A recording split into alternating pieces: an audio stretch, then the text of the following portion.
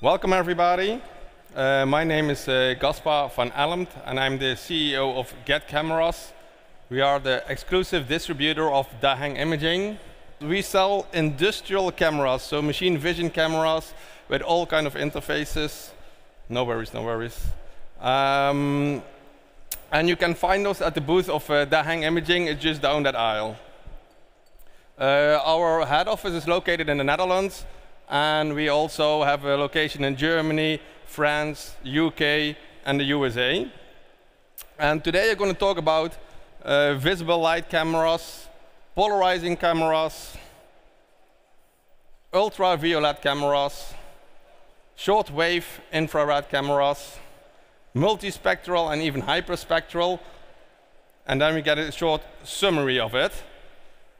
We're going to mainly discuss a little bit about the technical part, but it's also a lot about the applications, how you can use them.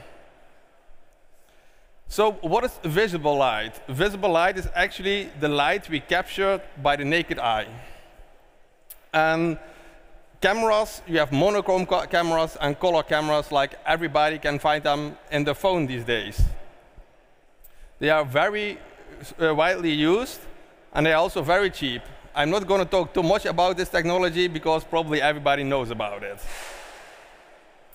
How are they used? What are the applications for that? One of the main applications on this show is machine vision. So for example, for inspecting pills that are in the blister, is the correct pill inside, and it has every blister also the pills. You can also use them for quality control. So for example, fruit sorting, fruit grading. You can use them in robotics, so detecting the position of a product, reading barcodes, controlling the position of the robot to grab a product. You can use it for sport analytics, so to track the swing of a golfer, but also for the high-speed recording, because if you hit the ball goes with a high speed to the screen, and you need to track the rotation of the ball to calculate how the ball will fly in the digital world. And there are many, many other applications for normal 2D cameras in the visible range. A special version of these cameras is called the polarizing camera. And a light, so now we go a little bit technical, so a light beam is actually a wavelength that goes in all kinds of directions. In this image, you see a horizontal and a vertical wavelength. And by putting a polarizer filter in front of it, only one wavelength will go to the camera sensor. So this is the typical thing that happens when you put a polarizing filter in front of the camera. But there are also special sensors available, and they have on every pixel, they have a polarization filter, but that polarization filter is in a different angle. And by doing that, we can get much more possibilities. So first we're going to talk about the standard polarization filter, and that's mainly used to remove reflections from your image. But you can also make scratches better visible. The price of such a camera is approximately 1,000 euros. And now we're going to show you some pictures where they can use it. So for example, like I said, you have the glass inspection. The top left image is made with a normal camera. But the bottom left image is actually made with a polarization camera. And now you can really see the fingerprints. On the right-hand side is a nice application for the police. So when you want to see if somebody is keeping his phone in his hand, then you can use very good polarization camera for it, because you can look through the window shield and you can really see the persons inside the car. So this is how typical polarization cameras are used. We just discussed the visible part, but there is also a part that we don't see with the naked eye.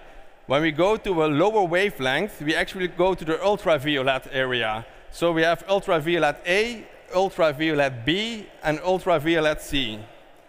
When we go to the higher wavelengths, we actually have the infrared. So infrared, we have near infrared, shortwave infrared, midwave infrared, and longwave infrared.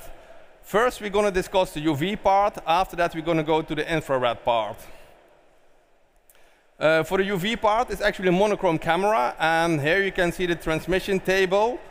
And you see that it actually starts at 200 nanometers, while the visible light normally starts around 400 nanometers.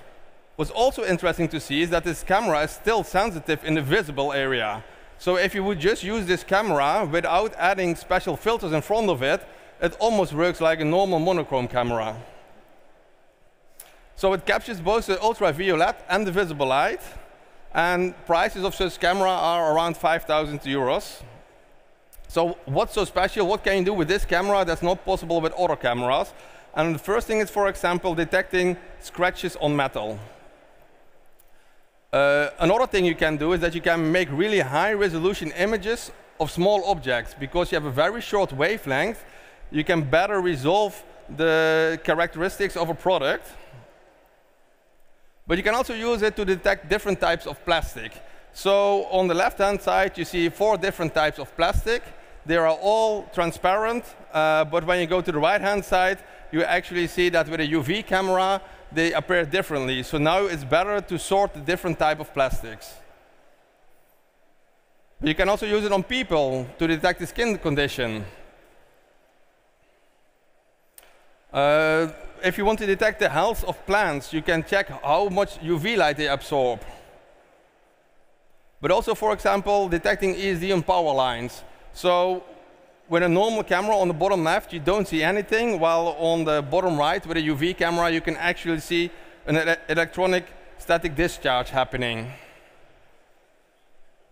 So the light spectrum, we just discussed was the UV part, and now we go to the shortwave infrared part. Again, it actually starts at the visible light, 400 nanometers, but now it goes all the way up to 1,800 nanometers, while the visible light for a human eye normally goes around 700, 800 nanometers. These cameras are also monochrome cameras. They capture the visible light, the near infrared, and the shortwave infrared. And they are not using normal sensors. No, they use sensors, and these sensors are made from indium gallium arsenide. And that metal makes it possible to convert the light photons into electrons. Pricing of such cameras around 10,000 euros. But how can you use them? What kind of applications? For example, moisture detection. Fluid detection. So on the top left you see normal apples, and on the top right you see the apple with the shortwave infrared camera, and you can see, for example, that there is a lot of moisture in the center of the apple, so probably this apple is not as good as the rest of the apples. Actually, this setup we have also running at the booth with a shortwave infrared camera, so you can see it yourself. You can detect if a sponge is wet or not wet. But you can also distinguish again, like, is it cooking oil or is it normal water that I'm seeing? So also if you want to see, like, I filled up a bottle and with water and I want to see how full the bottle is, a shortwave infrared camera can give you a lot of contrast. Other applications is granulate. When you inspect granulate, you can see with shortwave infrared suddenly that there is contamination in your granulate. Pastas, you can detect a different type of pastas. But you can also use it for temperature measurement. So around the range of 200 to 300 degrees, you can really clearly see the difference in temperature. The more brighter it is, the higher the temperature. So on the left-hand side is the normal camera. Everything just looks white. But on the right-hand side, you can see that the solder tip of 240 degrees is not as bright as the one of 300 degrees. You can use it for quality inspection. So you can look through a silicon wafer. So on the right-hand side, you actually see what happens when you look through the silicon wafer. You see the rest of the image. But you can also look through plastic packages. So if you want to see if you filled up the package, you can actually look through the package to see if your product is inside. That was the UV part, and now we're going to talk about hyperspectral. So what's hyperspectral? It actually means that you make multiple images of one product, but they are all in a very narrow bandwidth.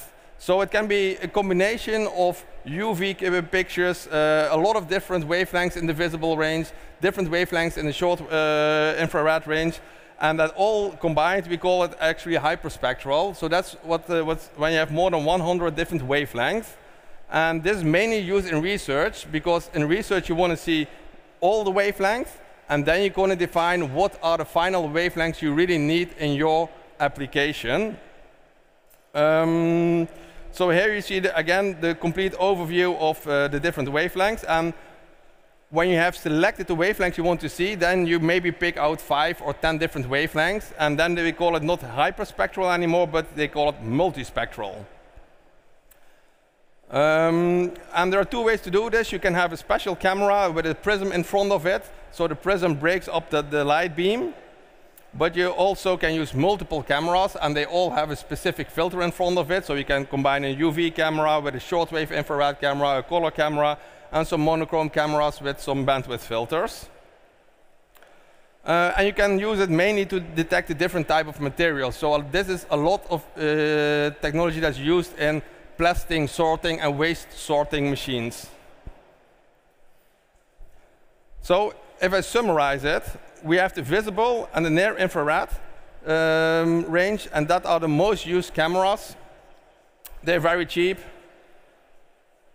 but sometimes you don't see enough, and you want to see something that you can't see with the naked eye, and then a UV camera or a SWIR camera can create a certain contrast, so now you are able to detect it. And then we have the multispectral and hyperspectral, so that means just multiple images from one product in different wavelengths. Thank you for attention.